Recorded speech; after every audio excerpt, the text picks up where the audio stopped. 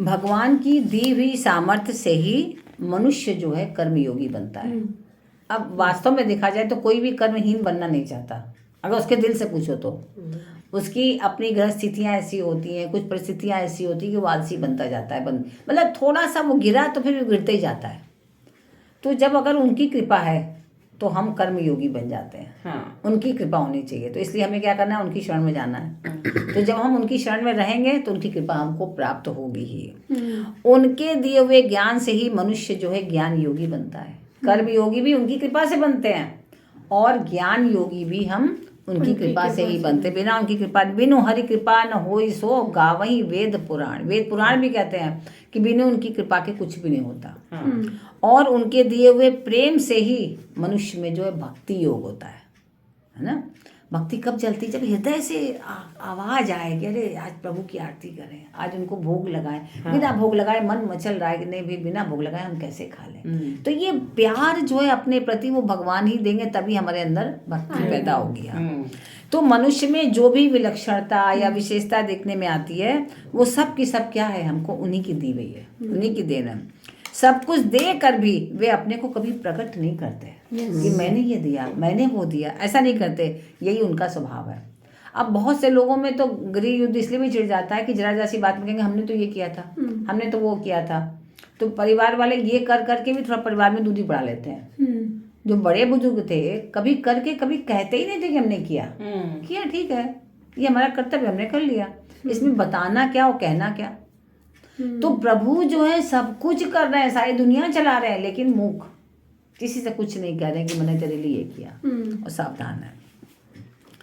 तो यहाँ तक अर्जुन के प्रश्नों का उत्तर देकर अब भगवान अपनी तरफ से कुछ खास विशेष बात बता रहे हैं। 10वें अध्याय के 42वें श्लोक, जो अंतिम श्लोक है 10वें अध्याय का। अथवा बहुनैतेन किं ज्ञातेन तवार्जुन विश्वव्यापमिदं कृष्णमेकांशेन स्थितो जगत्।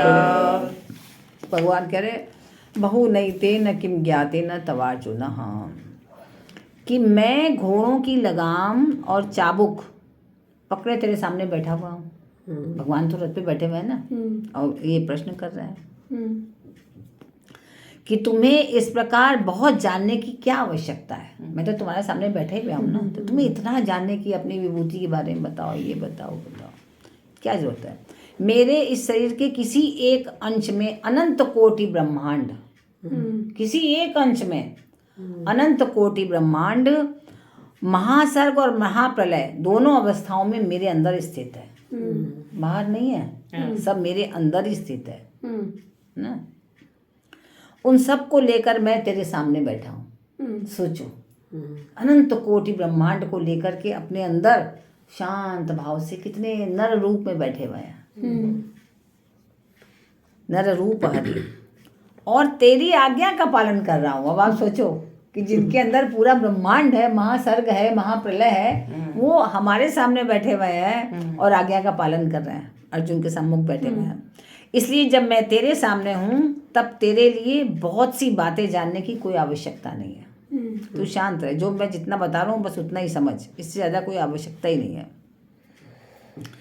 रामचरितमानस में भी बताया गया ना कि अनंत सृष्टियाँ विद्यमान है, रोम रोम प्रति लागे कोटि कोटि ब्रह्मांड। उनके रोम रोम में कोटि कोटि ब्रह्मांड बसे हुए हैं।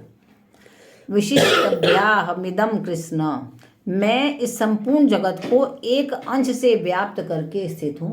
संपूर्ण जगत को एक अंश में ना, यह कहने का तात्पर्य है कि भगवान के किसी भी अंश में अनंत कोटियाँ विद्यमान हैं, किसी भी एक अंश में। तो भगवान के कथन का तात्पर्य अपनी तरफ दृष्टि कराने में कि तू मेरी तरफ देख, क्यों बार बार परेशान हो रहा है। सब कुछ मैं ही हूँ, मेरे अलावा कुछ है ही नहीं। मेरी तरफ देखने से फिर कोई भी विभूति बाकी नहीं रहेगी। अभी तो मैंने बहुत संक्षिप्त में केवल 82 विभूति बताई है, लेकिन अगर तू मेरे तरफ देखेगा, मेरे तरफ ध्यान रखेगा, तो संसार की कोई विभूति तेरे लिए बचेगी नहीं, सब कुछ तेरे लिए है। जब संपूर्ण विभूतियों का आधार, आश्रय, प्रकाशक, बीज, मूल कारण मैं तेरे सामने बैठा हूँ, तो फिर विभूतियों का चिंतन करने की तेरे को क्या आवश्यकता है। तो तू प्रसन्न रहे। इस प्रकार ये 10वां अध्याय हम लोग का पूर्ण हुआ। अब आप सब लोग हमारे साथ बोलिए, ओम तत्सदिति ओम तत्सदिति श्रीमद्भगवद्गीतासु श्रीमद्भगवद्गीतासु उपनिषत्सु ब्रह्मविद्यायां योगशास्त्रे श्रीकृष्णार्जुन संवादे विभूति योगो नाम दशमोऽध्यायः।